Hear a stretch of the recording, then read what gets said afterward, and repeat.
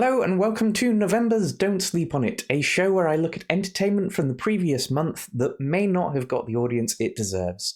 The first one, I think, does need a little bit of homework. Scott Pilgrim Takes Off is impressively a return of all the original cast of the movie Scott Pilgrim vs. the World. The Edgar Wright movie is a cult classic that I loved, and if you're someone who enjoyed the movie, I think there's a lot here for you too in this Netflix anime. I was a little concerned in the first episode as it seemed like it could be a bit of a pointless watch right up until the last few minutes. Stick with it. It takes a different direction from that point with more of a focus on Ramona and the evil exes. Some of the voices have noticeably aged since the movie, and the animation style may not be for everyone, but all the charm of the movie is still in this show with many references and nods to all kind of pop culture, including its own cult-like status. And there are a couple of fun cameos, if a little expected. There's a lot of stuff I would like to say about the show, but I try to keep myself as spoiler-free as possible. My only concern is I honestly can't say if the show will work for you if you're not already familiar. But as a diehard fan, I loved it. For some extra homework, you can also find a cast table read of Scott Pilgrim vs. the World on YouTube. I'll put a link in the description. So yeah, don't sleep on Netflix's Scott Pilgrim Takes Off. Let's party.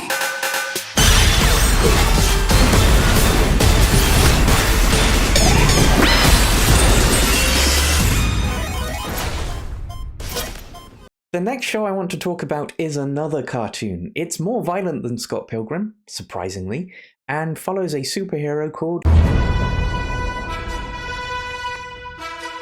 It's easily the best superhero content around at the moment, even if you are fatigued. Like The Boys, it is a dark mirrored view of superhero franchises.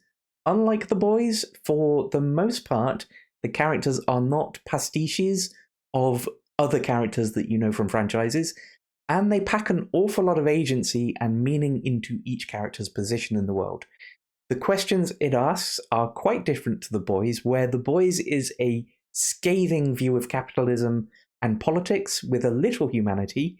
Invincible is more heavily focused on the human side of being a superhero, and it tackles it in a way that is meaningful and has room to breathe, often with a lot more bite than fairly toothless movies from particular franchises. Season 1 left off with a heavy cliffhanger, and Season 2 has both furthered and expanded, slightly unfortunately, into a multiversal angle. I know, we're all getting tired of multiverses, but Invincible does do great things with its narratives, and it can show you what could actually be done with superhero movies if they aimed a little higher.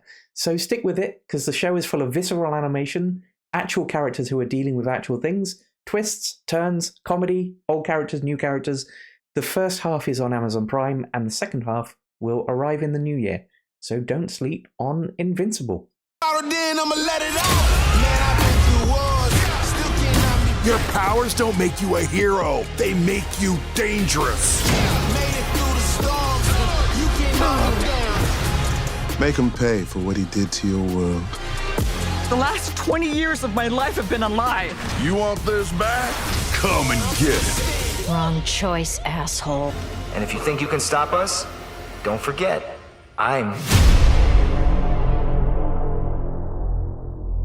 Lastly, and the best movie of November, and one of my favourites of this year, is Saltburn. I've already made an attention span friendly short review of the movie. It's a fascinating film. I almost didn't watch it based on the trailer, but it's one where they can't really show you the actual movie in its trailer.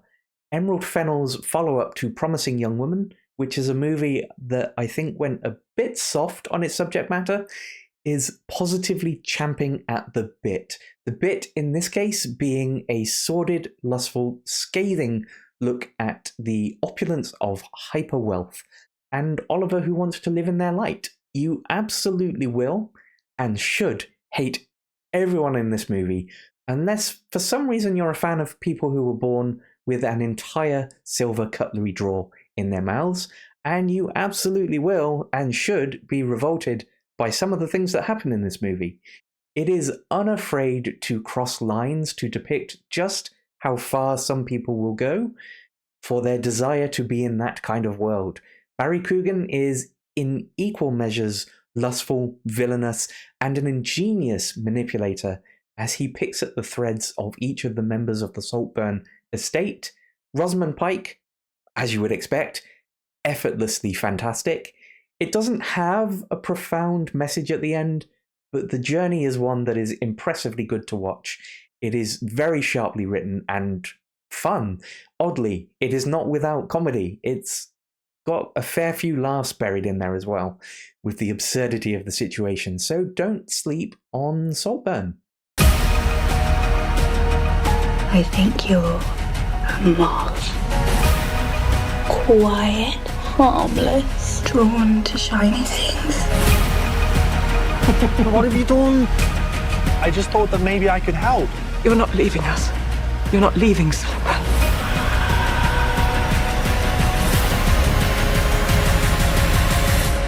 I don't think I'll ever go home again.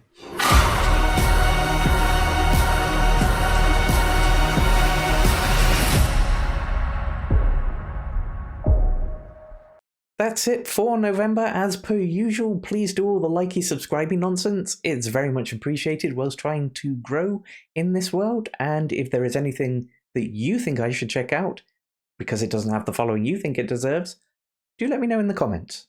Thanks for watching.